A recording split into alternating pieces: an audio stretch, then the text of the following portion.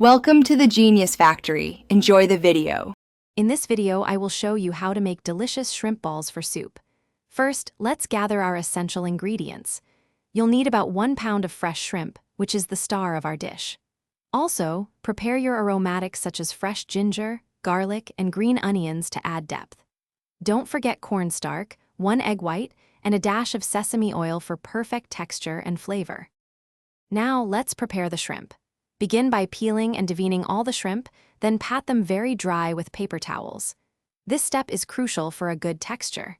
Next, roughly chop about 3/4 of the shrimp and finely mince the remaining 1/4. This combination gives a lovely bite. Finally, mix the prepared shrimp with 1 tablespoon of cornstarch and 1 teaspoon of salt. With your shrimp mixture ready, it's time to form the balls. Add 1 egg white, 1 tablespoon of sesame oil, and your minced aromatics to the shrimp. Mix everything well until just combined. Then, using a spoon or your hands, gently form small, uniform balls, aiming for about 1 inch in diameter. Place them on a plate and chill for at least 30 minutes. This helps them hold their shape. Finally, let's cook these delicious shrimp balls. Gently drop them into your simmering soup broth. They will cook quickly, typically in about 3 to 5 minutes.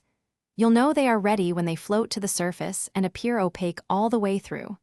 Serve them immediately in your favorite hot soup, perhaps garnished with some fresh cilantro or green onions for extra flavor. Thanks for watching. If you found this helpful, don't forget to like and subscribe.